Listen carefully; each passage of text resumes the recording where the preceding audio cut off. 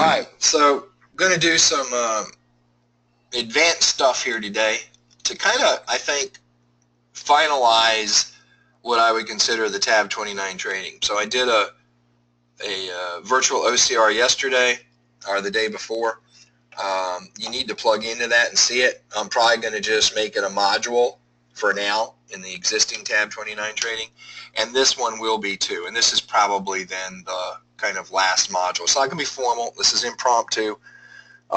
This is going to be the stuff that I've discovered in my last 2 to 3 months of trading TAB29. So, you know, with everything, there's discovery. A trader never stops advancing. You know, I had a trader yesterday say, you know, I showed him something and it kind of blew his mind, and it's because it wasn't in the universe of what he thought was possible in terms of a trade and in his own trades. And his comment was, holy crap, you know, I finally felt I got to this solid point, and all the work had paid off, and now I realize there's just many more layers to the onion. You know, there's many more levels to go. And I'm like, yeah, but that, you know, I could tell you that after 13 years.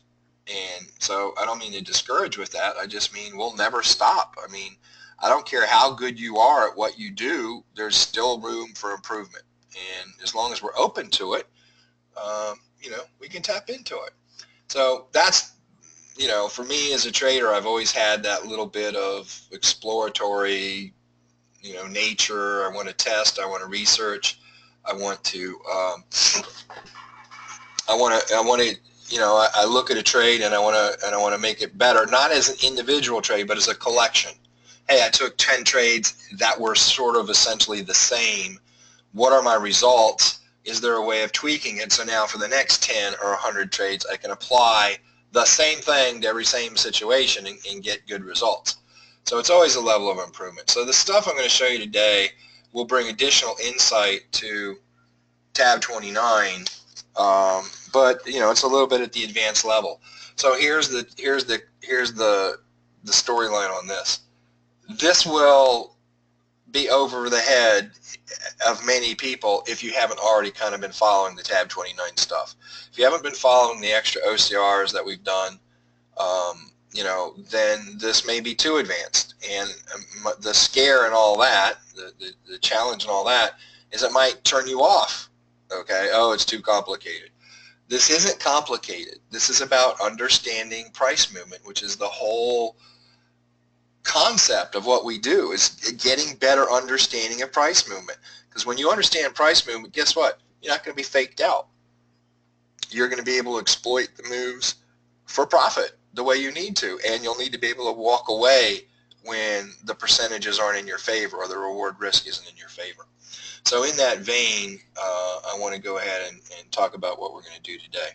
So the first thing I want to talk about is I'm going to do the setup here as a 10-minute trade, but on a 30-minute snake. Okay. And so let's think of a 30-minute convergence on the low side. And we'll make this TAB29, so there's my 10-minute wave. And what do we normally expect from a convergence? We expect to burst out of there. We know we're going to have a 1-2 move no matter what, whether it's an actual impulsive move or a corrective move. There's always an impulsive start to it. It's always going to be a 1, 2, 3, 4, 5, whether it's a 1 wave or whether it's the A wave of a correction. So we're always going to have that. But in terms of the 10-minute trade here, what we're really thinking should happen is what? This is a 10-minute and a 30-minute trade. So if the 30-minute wave wasn't involved, our initial thoughts would be, you know, well, here's my 10-minute wave extreme at the other end. That's what I'm shooting for. That's my target. The trouble is this is a snake. And so guess what? Maybe the 10-minute wave gets there and then reverses. Hey, maybe it gets here and then reverses. Maybe it gets here and then reverses. And maybe it gets here and then reverses. And you know what? The reality is, do those have different looks? Do those have different looks? And the answer to that is not really. The look is only different, not in formation, but in amplitude. So what I mean by that is, if my 10-minute wave pulls back here, what does my 1-minute wave look like? Probably goes to extreme.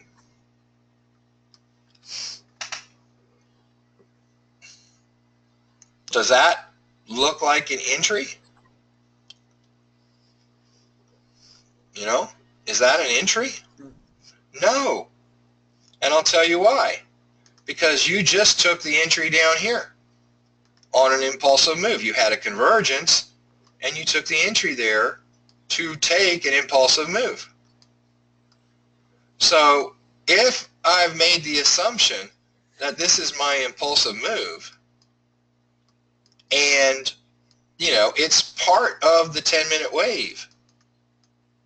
The 10-minute wave ends where? Well, somewhere over here. If this is impulsive out of here, that makes this have two possibilities. One, it's going to be the corrective side of the move, i.e., in my normal progression of a move, I have an impulse, I have a correction. I have an impulse, I have a correction. I have an impulse.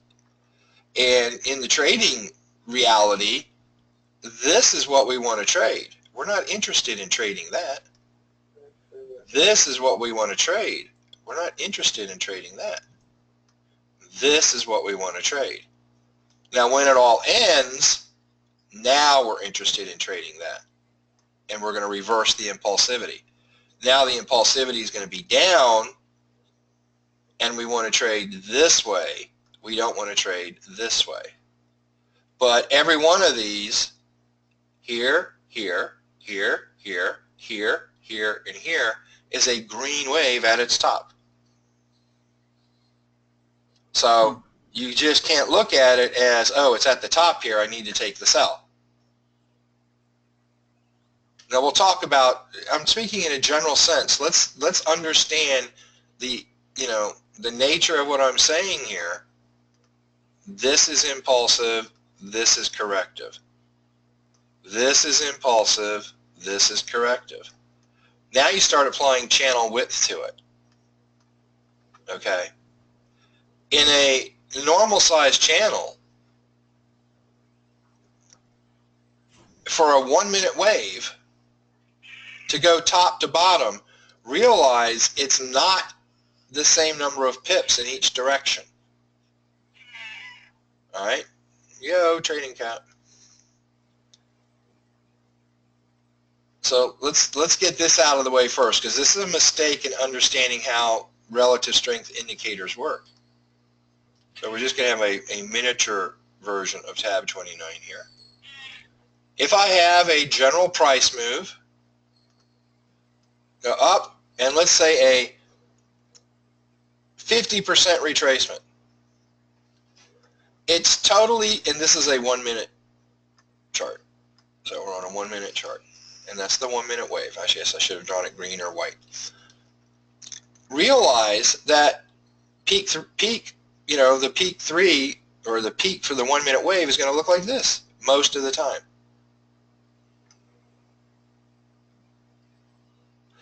And what that really represents is this is the, so we're coming out of a convergence.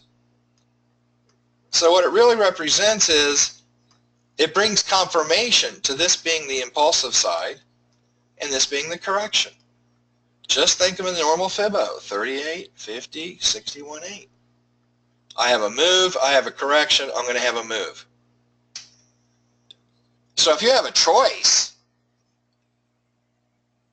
in pips, do you want those pips or do you want those pips? Now, you know, the realist is going to say, this is the glass half empty, half full. I want both sets of pips. We'll talk about that. But in a normal size channel, this is why we talk about a channel that's 10 pips. Okay, think about this channel if it was 10 pips. Why can't you just trade tops and bottoms of green waves? You have to know which is the impulsive side and which is the corrective side. If you don't, it's not worth trading. If this is a 10 pip channel and I catch the impulsive move, yeah, I could get 7 pips out of it. If it's the corrective move and it's a shallow retracement, it's only 38%, guess what? That's 4 pips down. 2 pips to get in, pay the dealer a pip, 2 pips to see it go the other way. I don't enter a trade to hopefully make 0 pips. And this is why sometimes people, you know, will have a little heckle kind of backlash to me saying don't trade, I can make money in a 10 pip channel, you know, because they one time caught the impulsive side and they actually got 7 or 8 pips or 6 pips or whatever, versus the next time they take it and they're not paying attention, is it impulsive or corrective, and they get a -3. They don't want to talk about those. They don't want to remember the trades that went positive in that 10 pip channel. But if this entire thing is 15 pips and you pull back 40%, you're pulling back 6 pips. That generally gives you enough room to enter the trade, exit the trade, pay the dealer, and by the time you see it hooking back and you have that distance, you'll still end up that trade +2, +3. So that's why channel width matters, because when the channel's wide enough, you can trade the tops and the bottoms. But what about a move that you can't distinguish the channel? Therein lies the problem. So you only want a chance taking the impulsive side of the move. Now the nice thing about our trading is we don't have to get all caught up in this, because again, a lot of that work is done for us with our 310 stop loss strategy. The worst we're ever going to do is that 3 pips and the spread, you know, fast moving candle, whatever, 4, 4.5 sometimes, right? So in an impulsive move, this is the direction of the impulsivity. This would be a correction. Well, here's the problem. That's normally the way you would see a 10-minute harmonic wave convergence, where it's going to go from extreme to extreme. We have to have impulse, we have to have correction. We have to have impulse, we have to have correction. So the problem is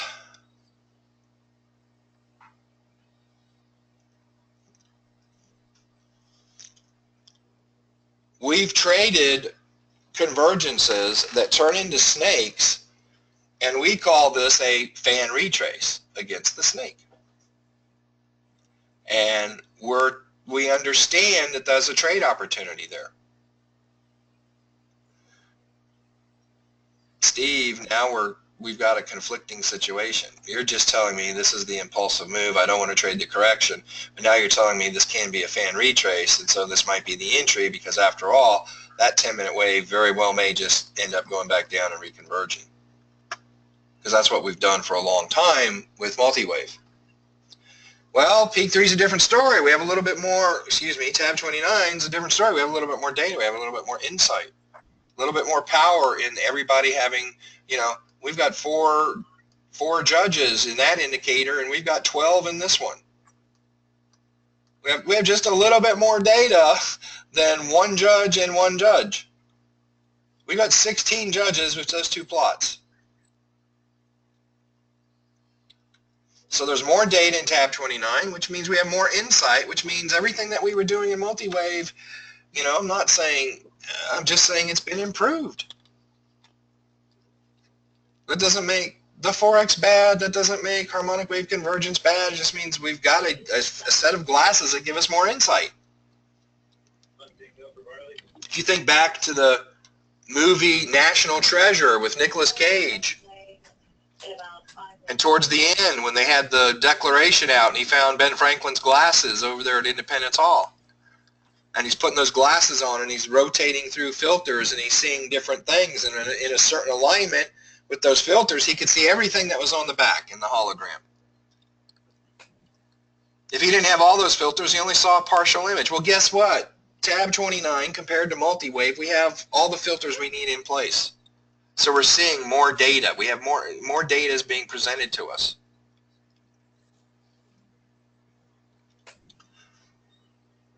So from a theoretical standpoint, when we have options, you have to make certain assumptions. And the assumption is, moving out of here, this is going to be impulsive. Now, part of what I said at the beginning of this is I'm bringing to you 2 to 3 months of actually trading this thing. And so I have observations, kind of like Andrew's. I got some observations on tab 29. I'm not saying they're firm rules. I'm telling you how I've shifted my trading, and then how my results have gotten tighter as a result of that. So this is a little bit of a conflict situation. We took the harmonic wave convergence. That's the impulsive side of the move, at least leaving out of the gates. However, we have a snake at the 30-minute level. So the 10-minute wave can be in retrace, which means this could be a time when the 10-minute wave comes down, and indeed the 1-minute peak brings it down, and we come back to a convergence. That can happen. Trouble is, does it usually? Not there.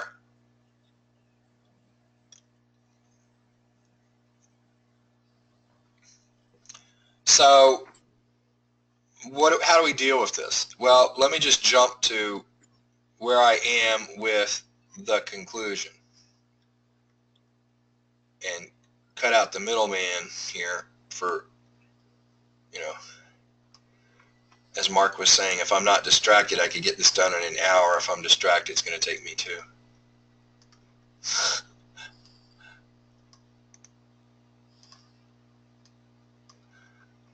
So here's what I can tell you I've seen.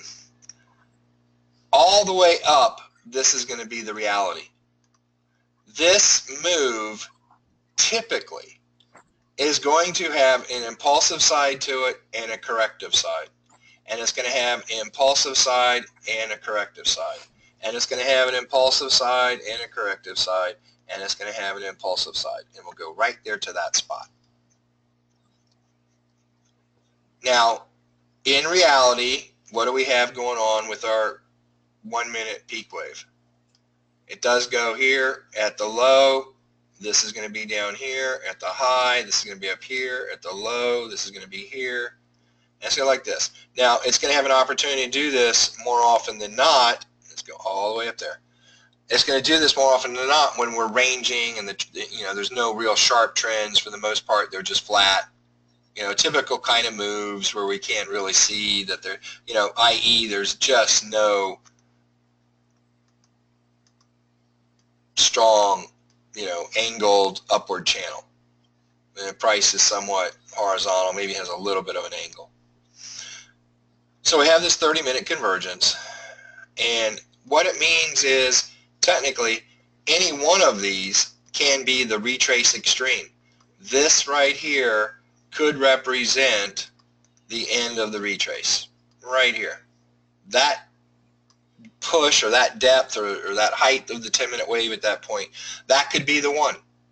This could be the one. This could be the one. This could be the one.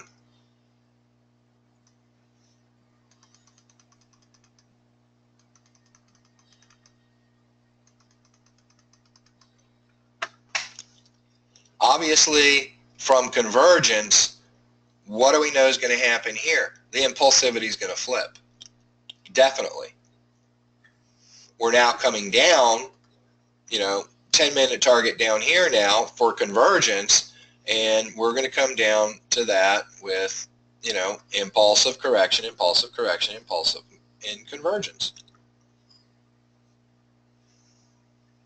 But any one of these could flip. And in this retrace, or the move all the way to a convergence point, there is the attribute that as long as it's continuing along, this is going to be the impulsive side of the move. This is going to be the corrective side of the move. This is the impulsive side of the move. This is going to be the corrective side of the move. So again, each one of these tops represents a conflict. One, it's not a trade we want to take because if this impulsivity continues, this move down is just going to be a correction.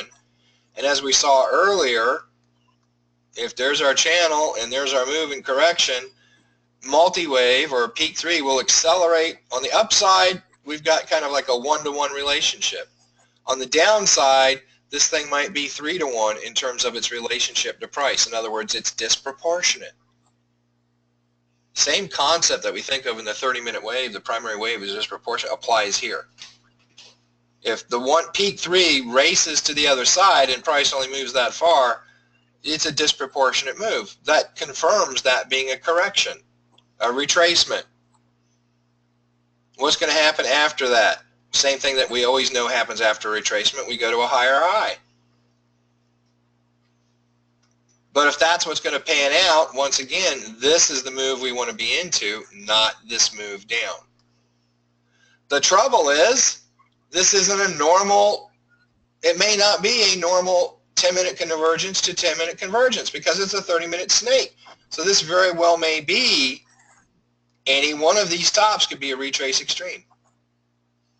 The retrace away from the 30-minute wave is ended and the 10-minute wave is heading back down to convergence. Any one of them.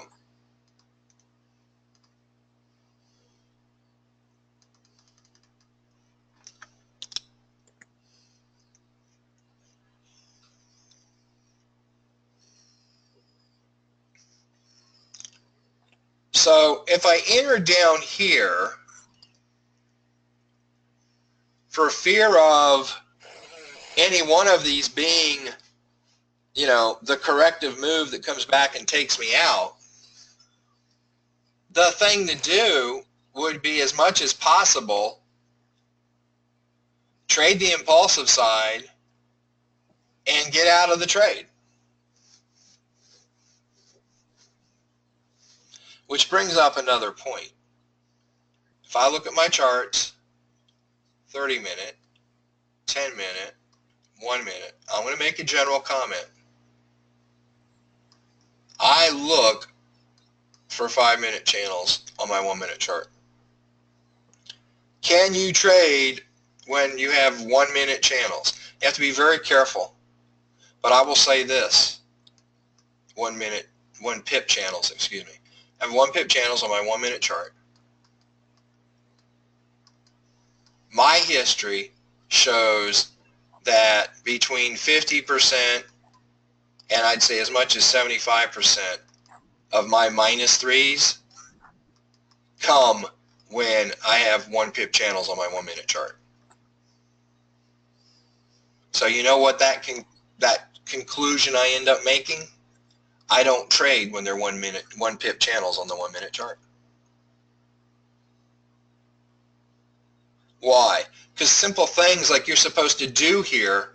See this, you know, just like yesterday, the video where I talked about this serving 2 masters, it can serve a flat channel and it can serve a aggressive, steeply moved, narrow channel.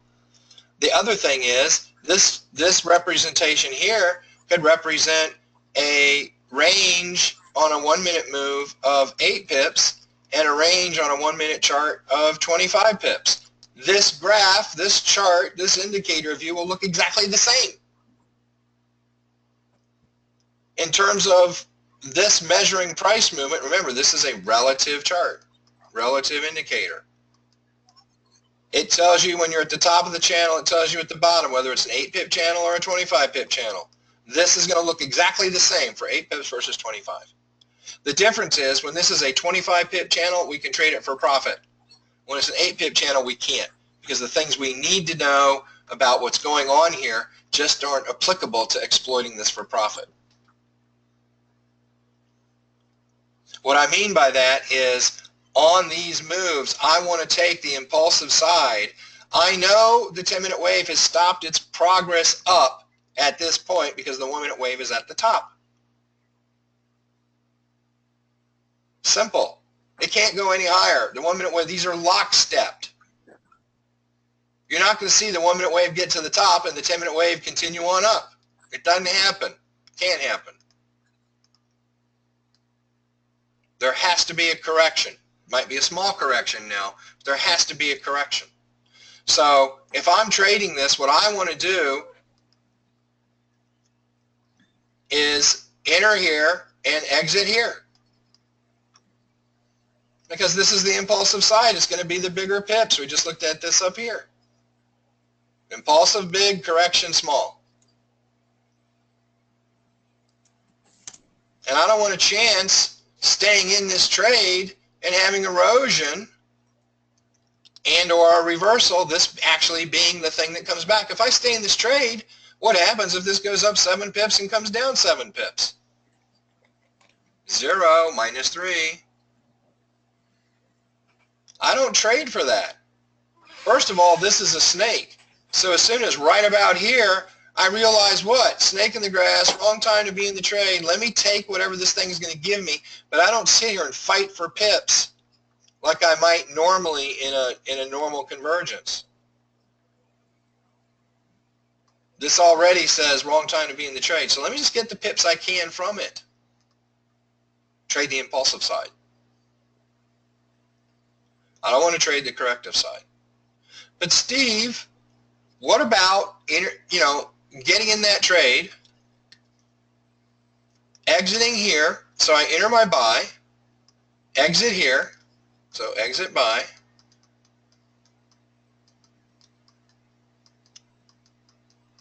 and then entering a sell. Now some traders are going to be lazy about that and say, well, I'll just stay in. Why do you want to bleed off pips from your buy? Well, what if this is the correction and it only comes down a couple pips and it's not far enough for me to profit anything, and therefore it turns around and comes back up and I go -3? And I say, well, what's the difference between entering this trade down here, staying in the buy, and letting it erode off of you? Is there any difference between the two? Yeah, this does come back up here, but it gets back to where you were to begin with. That's not an additional 3 pips. It pulls down 3 pips and it goes back up 3 pips. That's not adding more pips. It's just getting back to where you were here, as if you already exited there. The difference is by exiting the buy, entering the sell, if this is the one that's going to come, it has a chance to go. Now, that's our normal thinking. That's our normal thinking in these. So let me tell you what I've discovered in my observations. And guess what? That's 3 months. So you know what? We're going to have another 3 months and 6 months, and then we'll revisit this. Oh my God, why don't you make a system and stay with it? Well, guess what? We're trading harmonic wave convergence. We're trading a science. We're learning more about that science as time moves on. And if you don't want to evolve with better understanding, then, go find some system that's been around 10 years and hasn't changed one bit. But we're making the most profit per pip of anybody out there, so that's why we can do it, because we continue to sharpen our pencils, if you will. So here's what I've learned. It's a rare day in this 30-minute convergence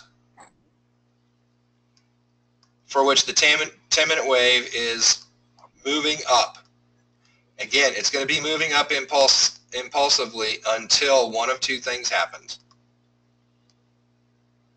It's going to move up impulsively until it gets to a convergence. That's possibility number 1. Harmonic wave convergence to harmonic wave convergence. Possibility number 2 is harmonic wave convergence to retrace extreme.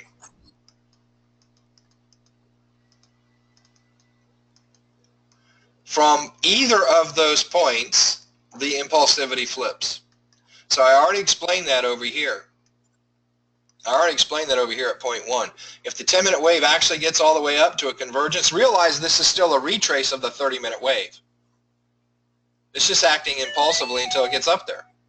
Once it gets here, the impulsivity, say that again, the impulsivity flips. we're now impulsive down, and the corrections are up. So I want to trade the tops, not the bottoms.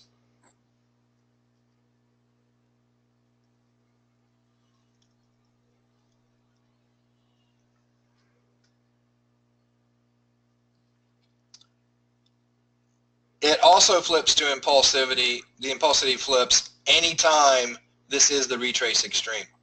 So over here, if this is the, I'll just label these A, B, C, and D. I should label them 1, 2, 3, 4. The impulsivity, let's say this happens to be the retrace extreme, and it's at this point it now comes down and converges. On its way down, just as if it was converging over here, the impulsivity flips, the move down. And how do you know when that occurs? It's pretty easy.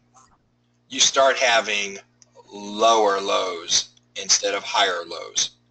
On an impulsive move, when we're going in this direction, as I move from one low to the next, it will be higher. That tells you price is still moving up.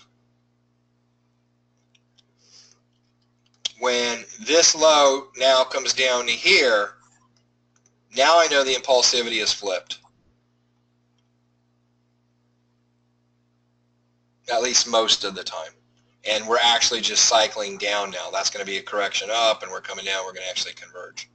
So if I have a lower low, look out. We've ended. That was the retrace extreme, and now we're headed down. This will be impulsive. So that's going to occur anywhere. Anywhere the reversal ends, the retracement of the snake ends, you have a reversal in impulsivity. And if there's enough room, you will see lower lows instead of higher lows. So here's my observation after 90 plus days of trading this. I don't take these sells until this one. And there's a reason. I don't trade unless I have at least a 50-50 odds.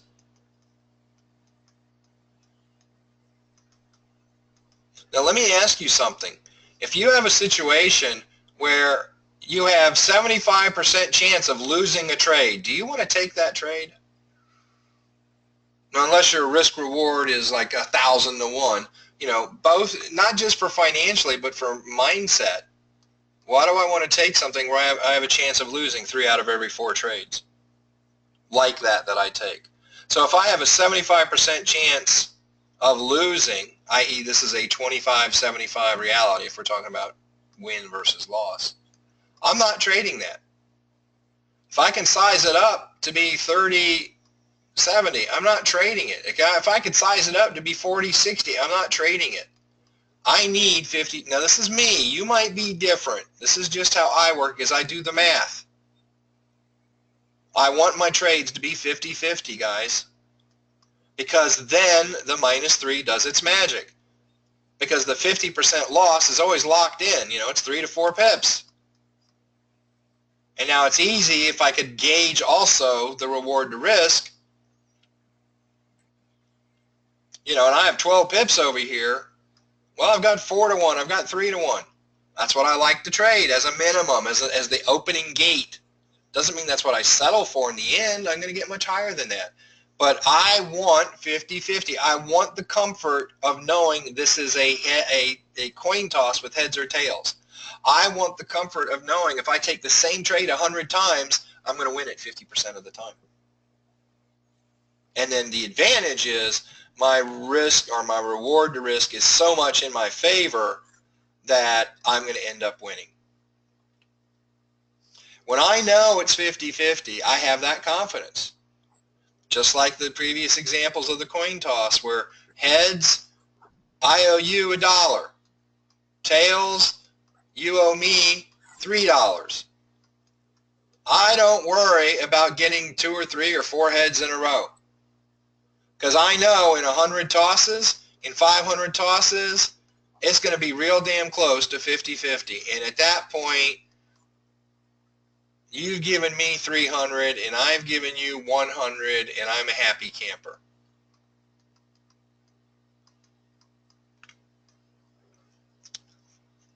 I won't trade unless I know it's 50-50. I don't guess. If I can't figure out the percentages, I don't care how attractive it looks. I don't take it. Do I give up pips because of that? Sometimes, yeah. But you know what? What have you heard me say the last several weeks? I've been saying it a little longer than that, but I've said it with frequency the last couple of weeks. The only trades I take are the ones I win.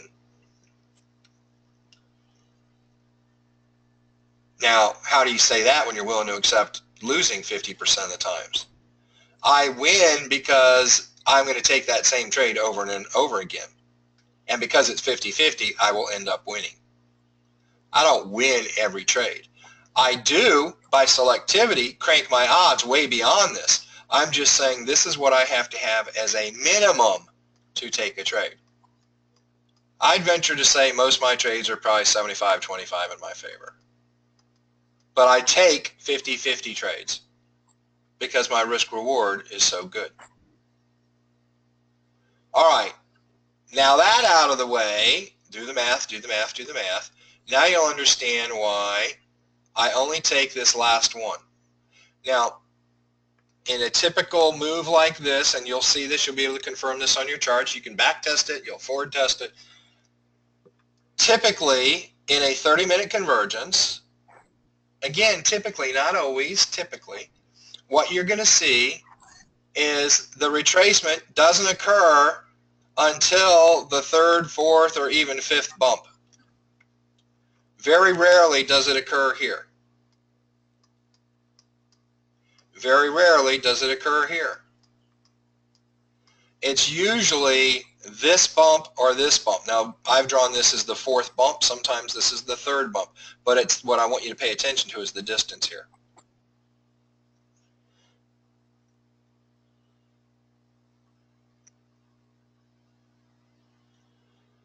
I want to measure the inevitability. I want to measure the eventual reward to risk in a trade. And here I have it at 50-50. And let me tell you why I don't have it at these other locations.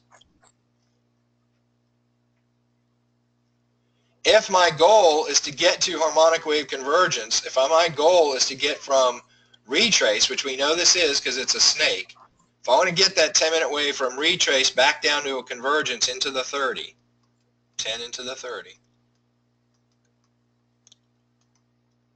I have to measure my efforts against that. What's my odds here of price either getting to the bottom down here and converging or reversing and going higher because this was just the correction and it's going to turn around and go impulsivity? One can say that's 50-50. So why is that any different than here? Because if I lose here, I don't have a choice in knowing that this one is going to be the one that go to the bottom. See, it might come up higher. I went -3, and now I'm going to take this trade again. Well, now I'm wagering 6.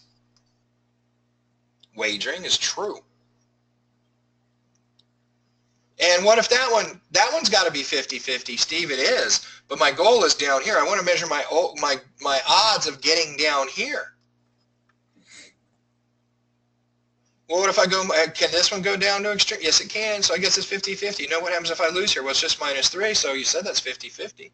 It is in a way, but guess what? I haven't gotten down here, so I guess I have to count on this one being the one that I'm going to take and take me. Now I've got 9 pips at risk.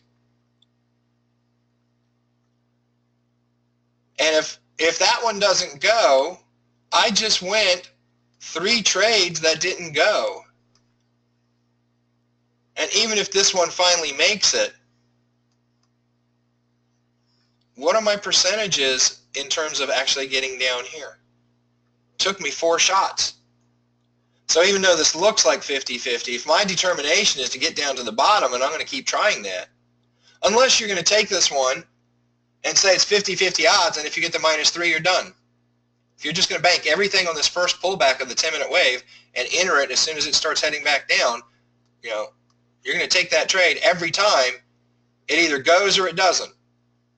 That's not 50-50, because I'm going to tell you my observations, and what happens is it's not 50-50. It doesn't get down here half the time. It goes up here more often than it goes down here. So it might look 50-50, but in terms of getting to harmonic wave convergence, it's not true. Because with the loss, it's going to go here. Now I'm going to take that trade. And with that loss, it's going to go up here. Now, why do I say this one's 50-50? And what's my criteria for that? My criteria for that is pretty simple. Here you go. Here's the magic stuff. It's got to be above 80. The 10-minute wave has to be above 80. If we're looking in the opposite direction, it's got to be above 20. I mean, below 20. So I want to see that top of the 10-minute wave somewhere above 80. I want to see the bottom of the 10-minute wave somewhere below 20 as it's pulling down this way, bumping down this way. That one has 50-50 odds. Because if I lose, it's going to go to this move, and that move is going to be the impulsivity move back down. If I win, it comes straight down. So yeah, it's going to take one more trade, but it's defined. And guess what? There is a 50% chance that this, because it's so high, that actually represents the end of the retrace, and it will go down 50% of the time. 50% of the time, it's not, but this one will. So the reality of this trade is it is 50-50 against whatever reward I have against the -3. But the -3 is greeted enthusiastically, because the result is I now take this trade, and while we can't ever say it's 100-0, this pretty much stacked in our favor to be real close to that.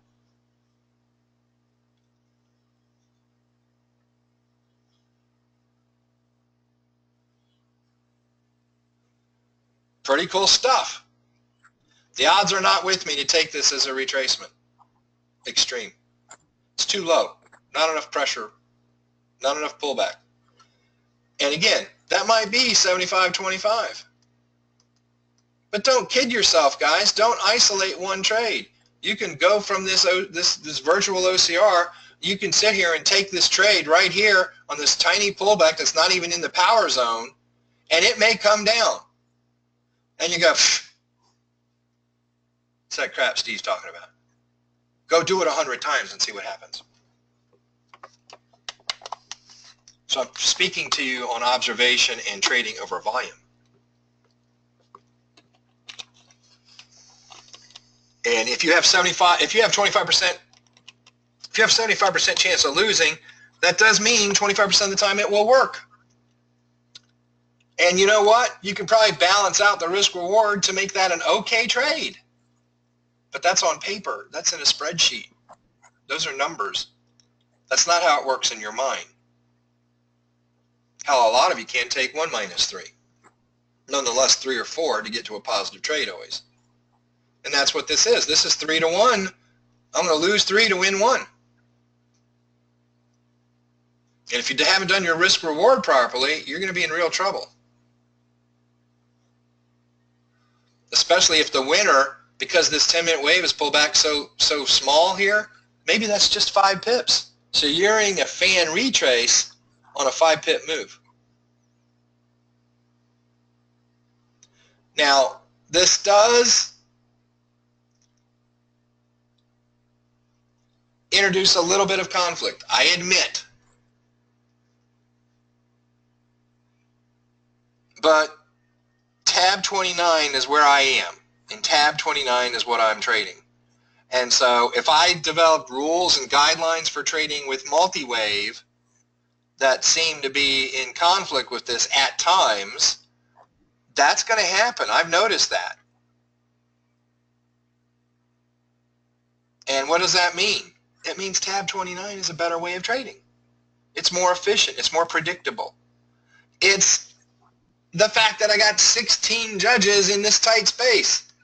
Just this wave and this wave, give me 16 judges. 4 here and 12 here. 16 experts. Multi-wave for the 1 minute and 10-minute wave, give me 2. So we have more knowledge, and that knowledge says this: these retraces sometimes do come down, just not frequently. So when you see it, just understand it's the exception to the rule. Right now, in different pairs, in different markets, in buys and sells, I've noticed it's about the 3rd or 4th bump before it actually reverses. Sometimes it's the 3rd. What does that mean? It means this never got to a convergence. But this is the first one I'm going to risk trading on. It's above 80.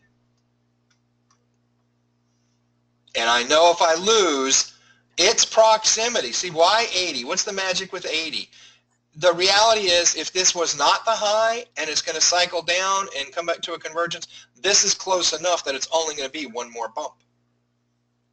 The next bump will be the convergence. And that's why it's either this one or this one. This one's almost 100 to 1. This one becomes 50-50 then. Because it's going to go down or it's going to go here. It does come down here 50% of the time. That's why it's here. This one's too low. It's below the 80. It's not 50-50. It might be 60-40 or 40-60 if you want to look at win-loss. But it's not 50-50. And I don't take trades unless they're 50-50. That's my thing. So this is how you deal with a 10-minute convergence with a 30-minute snake.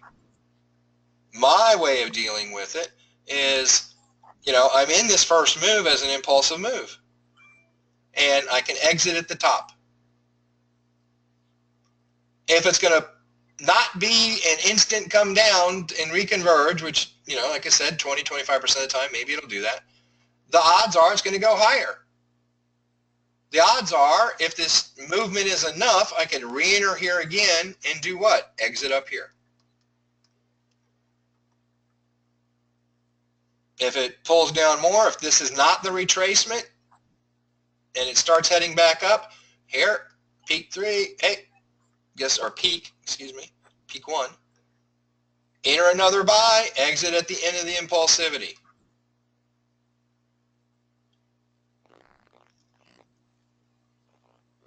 Realize this last one sometimes has some real bump in the impulsivity.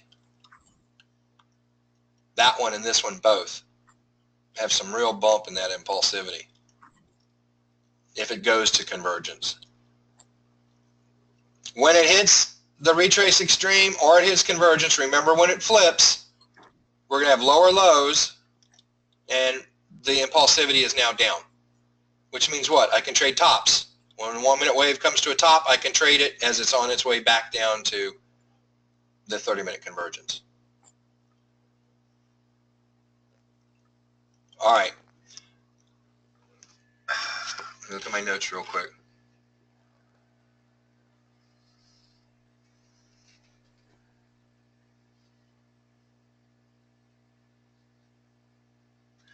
So we talked about 1 pip charts. Now here's the reason why, as a trader, you may take a trade on a 1 minute chart, a 1 minute chart that has a 1 pip channel or even a 2 pip channel. The reason you take them is because you're anxious for trades. You have some undertow psychologically in your subconscious that says, hey man, I've done all my crap for the day, I got it all the way, finally got my, did the wife thing, did the children thing, did the dinner thing, did an hour on the honey to-do list, honey-do list, and now it's my time for the charts. I've been looking forward to this all day.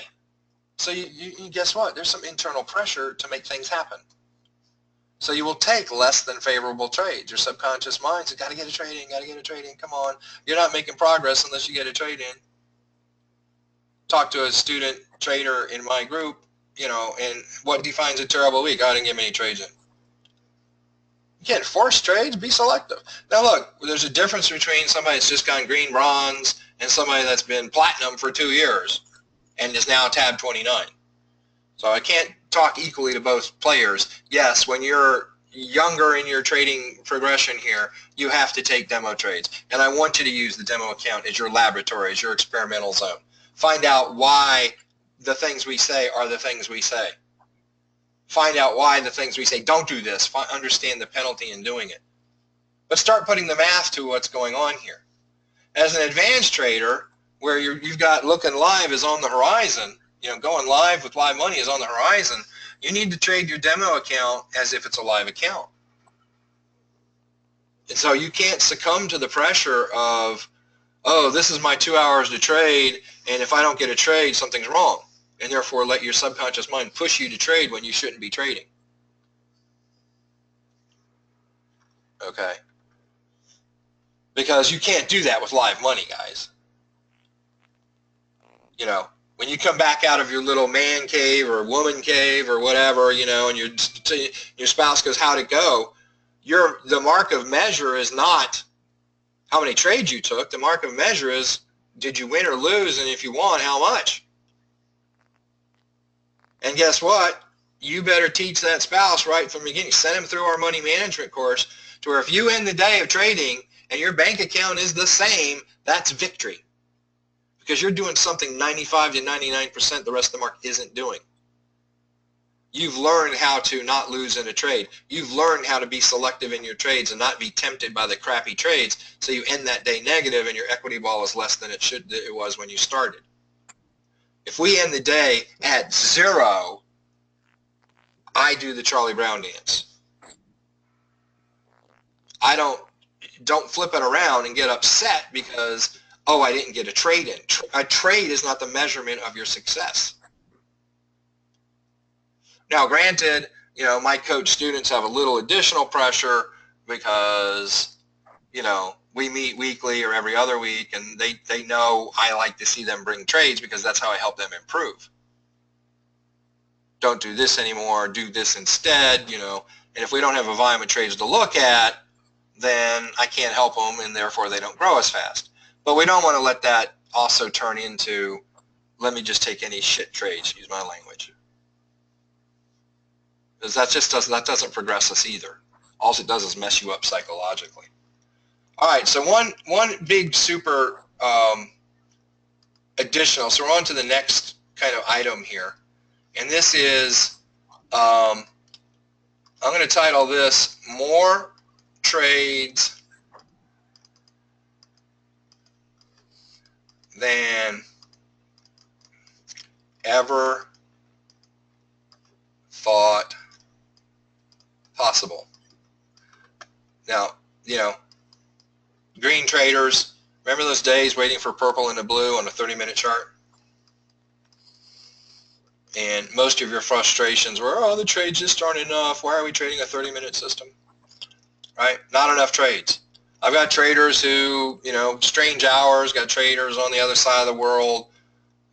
They're night times my morning's their nighttime. And, some of them have that 2 or 3 hour stretch, and that's the time they can trade. And there's been times where, 30-minute trades, we just, I can't be a trap trader. I'll sit through my 2-hour session and not have anything to trap. Sometimes there's not even 30-minute harmonic wave convergence on the 8 pairs that I'm trading. Well, hey, TAB29 comes along. Hey, you can trade 10-minute trades now. Sometimes, oh, well, it's too wicky, and I don't have 2 to 4 pips candles in my average field of view, and blah, blah, blah, blah, blah. I don't even have 10-minute trades. Well, I'm going to tell you, 1-minute trading, too many times people think of that as scalping. And of course, if you go Google scalping and trading, you're going to get horrified because there's just horror stories there. And the reason it's horror stories is it's old paradigm traders trying to find a way to make money in the short term. They just don't have the guidance on how to do it, so they get what? Crappy results. And therefore scalping gets a bad name. I don't do scalping in the sense of I'm going for 1 to 3 pips. That's not scalping. What we actually are doing is scalping the move. And my scalping can land me 5 to 10 pips. It can land me 25 pips. And I'll show you what I refer to as scalping.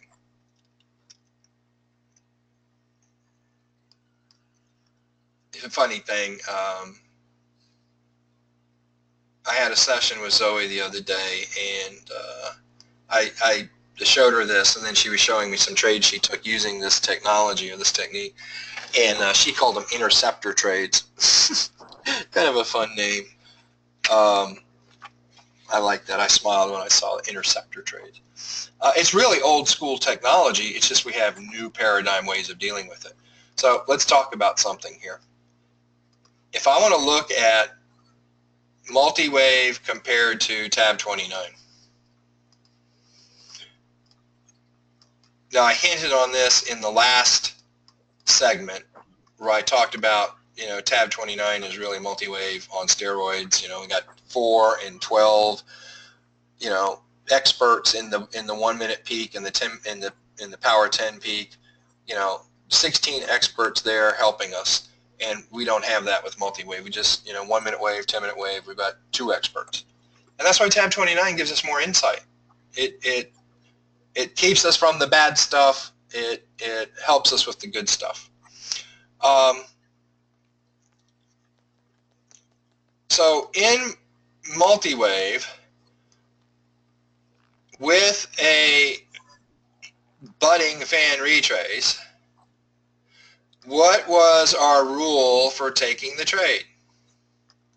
It always was the 9 out of 9, the 10 out of 10, the textbook look was what? 1 minute wave coming from an extreme all the way to the other extreme. And that would be our fan retrace entry. And this, as I've drawn it, a buy into the sell.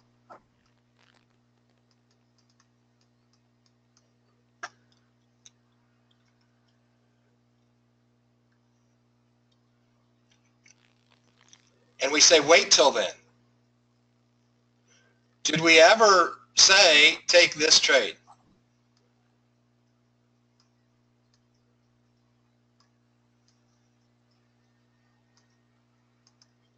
Ever? Did we ever say, take that trade? No. You know why? Because the 1 minute wave is one indicator. It's one judge. It's one trader. It's one expert. And you know what that 1 minute indicator like to do sometimes?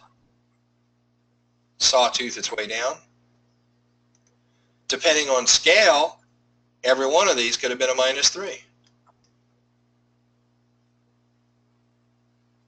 Scale super tight, I can enter here, and this one will still probably be within my stop, and it might take off. But if scale's appropriate, every one of these could be a -3. So we knew with comfort and confidence that when it hit the bottom and turned around, almost always it would be a good trade. Once in a while, it would come down and do this, and that we got into the whole conversation about don't take the first unless you're going to take the second. But on its way down, that's why we never took this as a trade. That's why we never took that as a trade. That's why we never took that as a trade.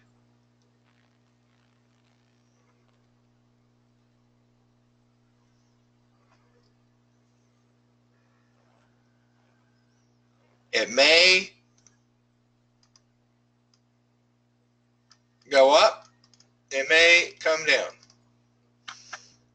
So we didn't like those odds. Let's just wait for it to come down here. Why? By observation, this number 11 was pretty magical. And by observation over the years, we saw that most of the time these fake outs didn't go up. They did come back down. And so we learned that when it came down here, it was the time to take the trade, and these were essentially false entries. Once in a while, it would go. But again, I'm not interested in 25.75, I want to win more than that.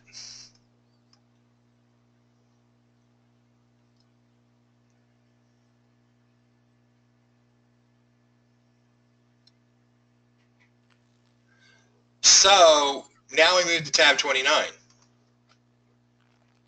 And here's the reality with TAB29.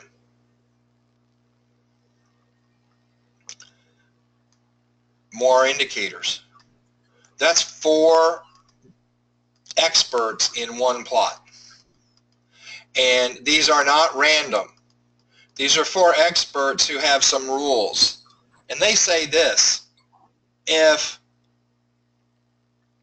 1 out of 4 disagrees, we're not going to allow that person to voice his concern. If 2 out of 4 disagrees, we're not going to allow those experts there, those 2 out of 4, to have their say and show itself to the trader. You know what? It's a little bit like a capital murder trial. Unanimous decision by the jury. One person abstains, one person says no. You either have a hung jury or he's acquitted.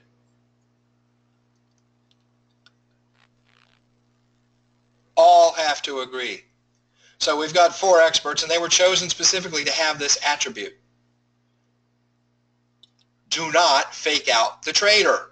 And because there's 4 judges there instead of 1, they kind of live by those rules. It's only when 4 out of 4 agree that it shows us what it shows us. Which means what? If on the way down this was not a trade to take, we won't see a hook back in peak 3. We won't see it.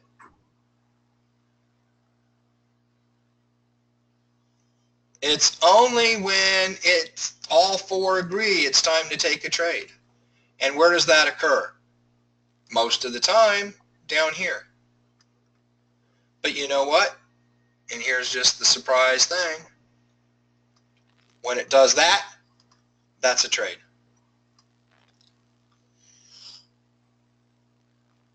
Now, we knew that in certain circumstances. We knew that already, you know, kind of a nifty thing, which is why traders are popping pips like they haven't popped before. We have this thing called channels. We have this thing called trend lines. Well, we got pitchforks too. Oops. Let's stick with the plan. In an upward channel, what are we trading? Bottoms. Tops are what? Tops are harmonic wave convergence, not our primary trade. We'll go for it only with pips in hand from a buy into the sell. Pips in hand, take the convergence. It's our emergency trade in case we have the channel breaker. Our big pips come in the impulsive moves. These are the correction. Impulsive move, corrective move. It's just here we are going to take the corrective moves because in this case, because it's a steep channel like that, any one of these can be the channel breaker. And you know what? Here's a funny thing. I want to go -3 here. Why do I want to go -3? Because I know this is 12, 15, 18 pips up. They're attached. That -3 means that's going to happen. Once in a blue moon, it's the channel breaker, and I'm not upset about going, you know, it's not going to go -3. I mean, I'm going to win. But the ones that go -3, I'm very excited about. I see a -3, and I'm dancing.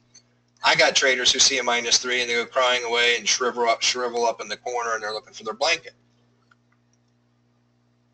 It's not the negative sign. It's what is happening with your trades.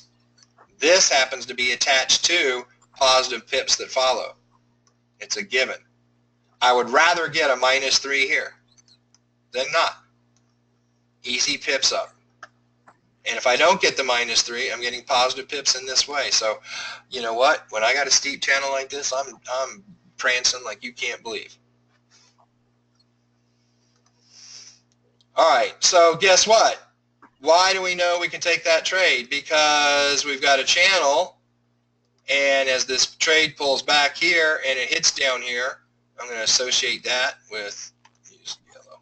I'm going to associate that with this move here. We can take that trade because it ran into a hard wall. Even though this is not at extreme, it's not down here, it's short, but on this hook back, we can take that trade. We already know that. We also already know that if I have a persisting channel and it's lasted long enough, in this case in an upward move, and I've had some pullbacks, you know, maybe that one came to extreme, and maybe this one came here and went here, I know that I could take this trade here,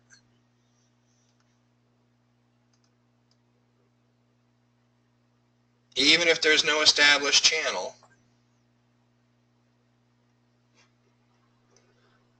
when price starts to turn around here, I can take that trade provided I have a trend line down here. And again, this just serves as a hard wall. In this case, it's the hard wall for peak, a 1 minute peak. So we can take this trade here. So a trend line either in the price field or in our indicator channel. What about this trade? Can't take it, right? We couldn't take it because we used that to help establish the trend line. You know, there was my first point. Trend line needs 2 points. I can now draw the trend line. I can take this trade. So here's what I'm going to tell you. Remember the 4 judges. They don't fake us out. If there needs to be a turn there, they're going to show us the turn. It's not like 1 minute wave where it can give us the fake out and then drops more. When these guys decide to turn, it actually turns. Whether that's at the 50% line or down here at 11, doesn't matter. Wherever they show the turn, that is the turn.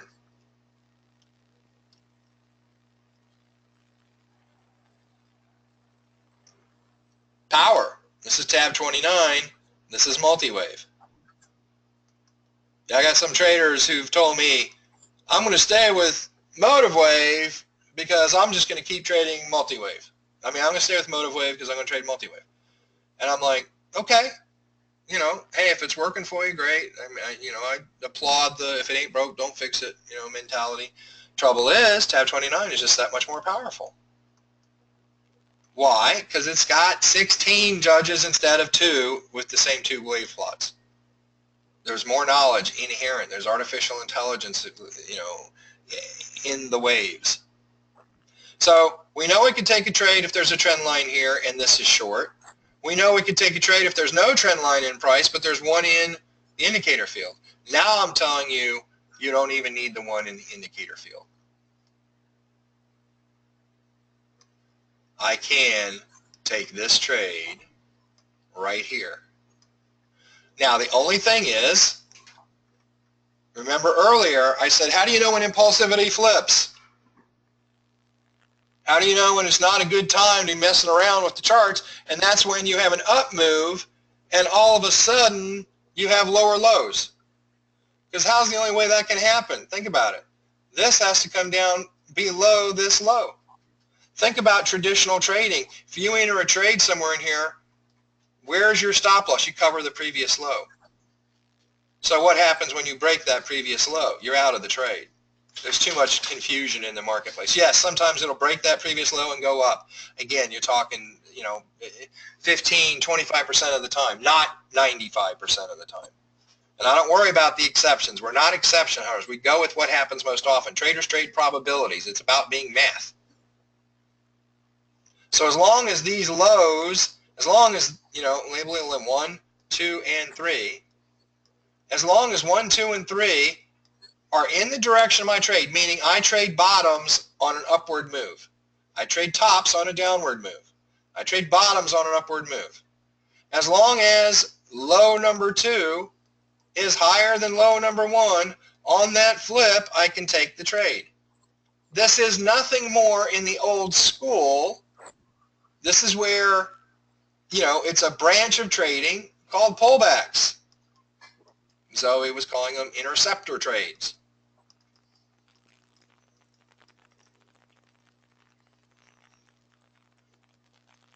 We just have the detail to tell us when that's really occurring. In the old paradigm, I would have a move up, I would have a pullback, and because there's not a lot of clarity, the old paradigm traders in their pullback trading models would use the 3850, 61.8. And they didn't populate with anything else. Those are the primary ones. And if price started to turn there, they would take the trade. Well, what happens if it dropped down to the 50 or the 61.8?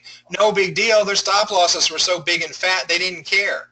All they needed to see was they thought it was turning back up and it measured at a 38 or a 50 or 61.8. They didn't care about it actually dropping extra levels because it was within the range of where they kept their stop loss anyway. No big deal. But they like to see these trades because it was a way of catching at the bottom. They're still pro-trend traders, but they actually get to catch it at the bottom now. See, they recognize the benefit of getting in at the counterpoint. Contrary trade. Trade reversal, however you want to call it. So pullbacks are not anything new. It's just we have a cool way of trading them. When's this work the best? When I do have an upward move.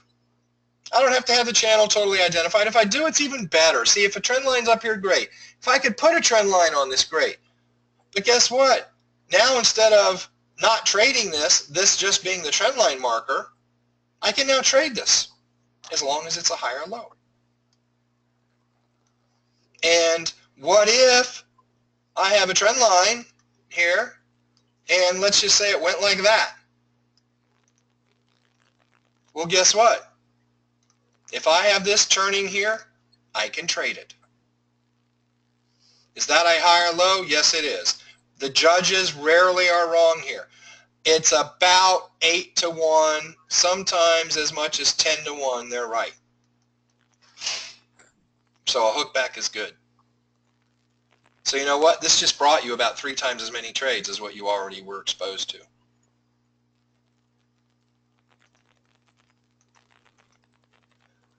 Let me do this for a second.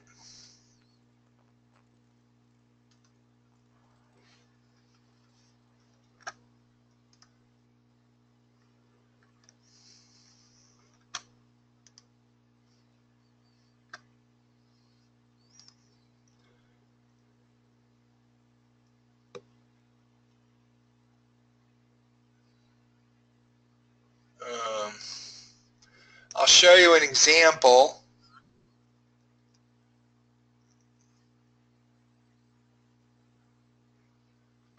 Now this is a 10-minute example, but the scale doesn't matter.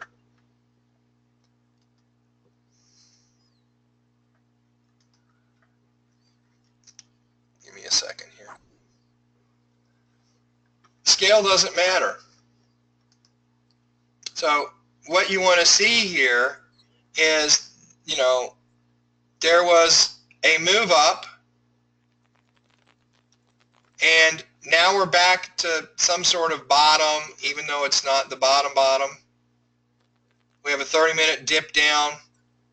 This was almost at extreme. That would almost be a trade in and of itself.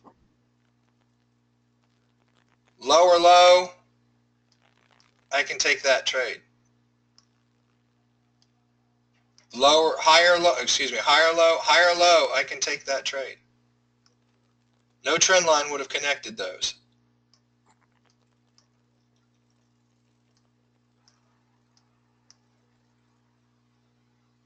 That's exactly what we're talking about in the buy direction. Most of the time I do this on the 1-minute chart, but that's just a pretty look. That's just an absolute pretty look right there of what we're talking about and how it works. So, can you trade that off the 10-minute chart? Well, if you've got 5-pip channels and you've got 2 to 4-pip candles, you can actually trade that in that fashion. Here's another example. Boom, just open up the euro. Exactly what we're talking about. So I have, a convergence point up here. So one could enter that trade. Boom. What would I do? I would take the impulsive side of that. When does that impulsive side of that 10-minute wave end? Right there. So I can exit my trade there. But Steve, I thought we're trading convergence to convergence. You should. But guess what? This thing pulls back and corrects. Here's my entry. No trend line in the channel. No trend line in the indicator. This is, in this case, a lower high. So I can take that trade. Right here. You can either stack these trades, if you have a foreign account, overseas account, or you can impulse exit, impulse exit, impulse exit. This is true from a convergence point in this direction. Once I have a new convergence point, then all's lost. We don't trade tops that rise. We don't trade bottoms that dip. The bottom, it has to be an up move. You'll catch the end of a lot of impulsive moves like that. You'll catch the end of a lot of impulsive moves. So it's a cool technique. It's going to put lots of pips in the bank for you.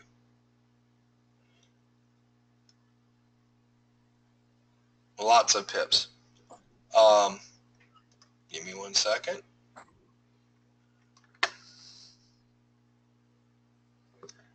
Let me...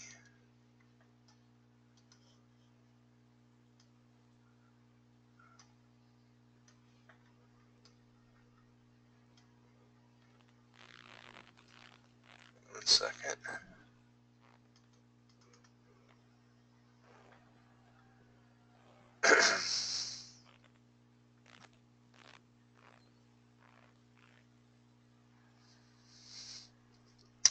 If you buy into the concept of trading the impulsive side and exiting, and then, you're good to go.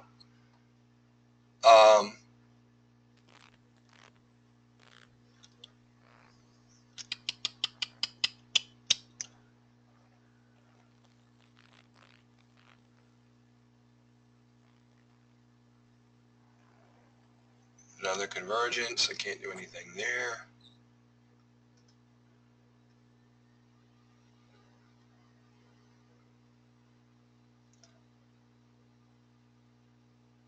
So this is the kind of stuff that, will give you extra pips. Here's a trade, 30-minute convergence, right? We come down impulsively.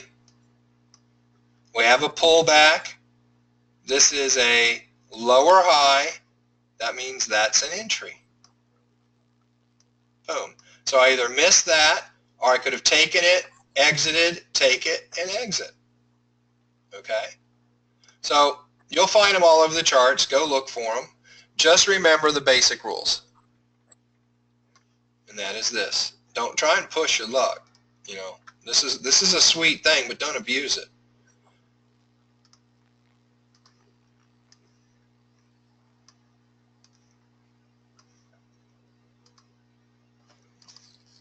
If price is moving up, I'm trading bottoms. Buy into the sell is the primary trade. It's the money maker. I can take the sells if it's a convergence point.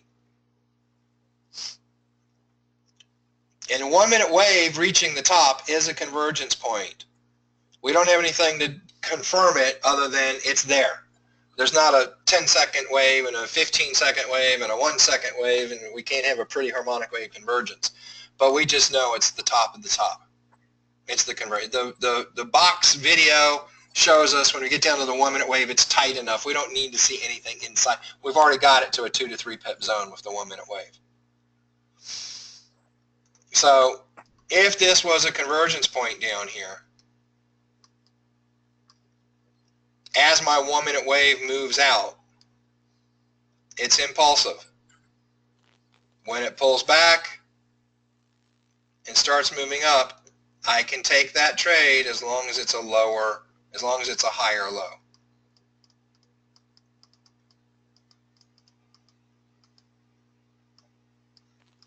Lower low, we're not going to mess with. Don't put too much magic in the indicator. Let the indicator confirm what you're already seeing in price. I had to move up. I've had a correction. Does that look like a correction? Isn't it 38, 50, 62? If you want to put fibos on this, this will help. But don't have 57 fibos in here. Go with a very basic set that only has 38, 50, 61, 8. These smaller moves tend to fall in those ranges. You don't have a lot of the 50.02, 47.7, all that stuff. It's pretty basic when you get down to small moves. If it looks like a retracement and it's coming out of the retracement and this shows you the hook back, take the trade. Again, this is right about 8 times compared to being wrong once. What's the wrong once mean? It's coming down. Will happen. And you know what? When it does, you just take it and move on. Take the -3, move on. Go for the other 8 that work. Don't worry about this one. So on an upward move, we trade bottoms as the impulsive side. On a move down, we're trading tops.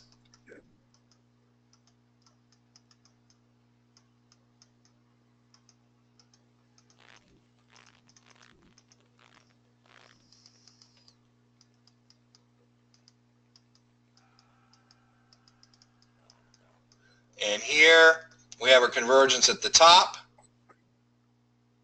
We have a move down. We have a pullback here, and it ends. There's our trade entry. We have a lower high.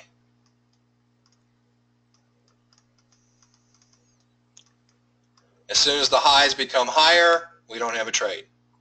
The impulsivity might have switched around on us. As soon as over here, we have a lower low, the impulsivity might have switched, and we don't want to mess with that. So there's your summary. Very simple. So go to your charts and go get some massive pips.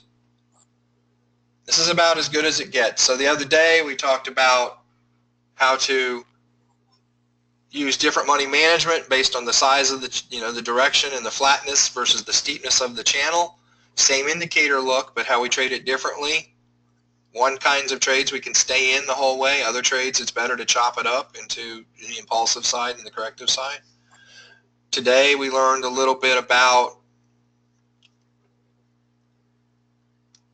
the reality of these pullbacks, and we talked about how to deal with a 30-minute snake where the 10-minute wave pulls against us, and it's going to a retrace. We just don't know how far it's going to go, and to wait until it gets above 80. Wait before it gets below 20.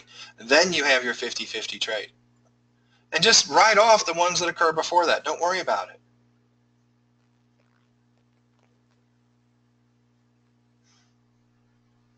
You settle into a way of trading that is very comforting. You would rather be in a state of knowing when you take a trade you're going to win it than gambling.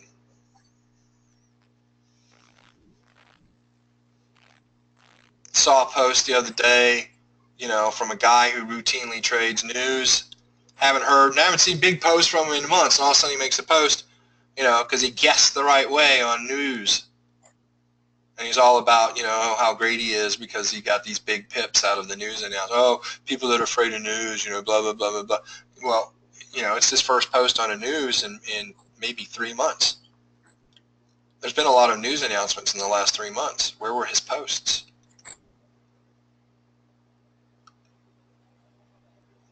So don't just satisfy in a win. Satisfy in consistency in wins. And you control that by selectivity.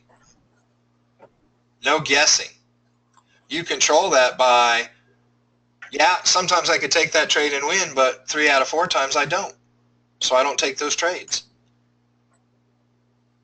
Even if the win makes up for the 3 losses, psychologically, trust me, it's not worth it. It'll do you negative harm. You want to be a winner. You want to feel like a winner. You want to transition to only taking trades that you're going to win, and that makes you very powerful when you sit down on your charts. It's like you sit in your chair at your trading station, and you look at the chart with a little smile because you're saying, chart, you're my bitch. Right? Chart, you're my bitch. And you know it. And you end that day, once again, with the chart being your bitch. You controlled it. It tried to fake you out. It tried to lure you this. It tried to make something appealing. And you just stayed with your math. You stayed with your percentages. You stayed with your logic. And you win. And again, it's not winning every trade. It's winning the kinds of trades. I don't get into a bet with somebody. How many times has this ever happened to any of you? And if any of you deny this, you're lying. How's that for a setup? You do rock, scissors, paper with a friend, right? 2 out of 3. Yeah, okay, 2 out of 3. Boom, boom, boom. You lose twice. Let's make it 3 out of 5. Right? Tell me you've never done that. Because you know over time it's going to flip-flop back and forth. And if we just bite off a little segment, that's just a little segment of time you lost. If we do another little segment, maybe I'll win. And then when you win out of 3 out of 5, your partner says, let's make it 5 out of 7. Because he knows it'll flip back, right? That's heads and tails, guys. That's flipping a coin. The difference here is it's not just win or lose, it's win or lose by magnitude. When I win, the magnitude is so big that the times I lose, it doesn't matter. That's called reward risk. But you have to establish a threshold for that for mental sake. I don't like 33% odds, even if that means I could, even if with my reward risk, it could put pips on the table in larger numbers than I lose them. I don't like that because psychologically, you know you're losing 2 out of 3 times. And that will have its weight on you, regardless of the absolute value of the pips and the dollars. That has its weight on you psychologically. It's much better to sit down and have that 100% attitude. I trade, I win. And if I lose, it's okay. If I can make a -3 on this one entry, it's okay because boom, I'm going to be 18 pips up, and that's a better scenario. And if I take the same trade enough times, it's going to be 50-50. But if I'm winning 18 against losing 3, I'm better than 99% of the traders out there. All right, so I'm done. I'm going to put this in this group, and in the group of stuff with TAB29. I'll release it as an OCR. Hopefully if you're seeing this, you got some value out of it.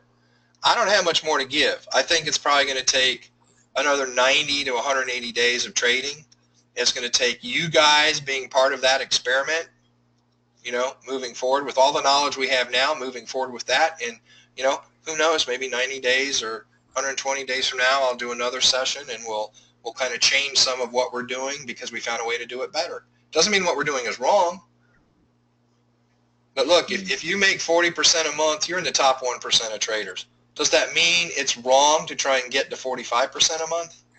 Absolutely not. And that's all we're doing. We're evolving. We're evolving. So don't get discouraged by involvement. Don't get, oh, I wasted all this time doing that, and look, we're doing this now. Really? Don't think that way. And I don't care what you're doing, you're always going to learn more as a trader. That's just a given. All right, if you have any questions on this video, just, state those questions in the space below it's posting, and we'll go from there. Hold on.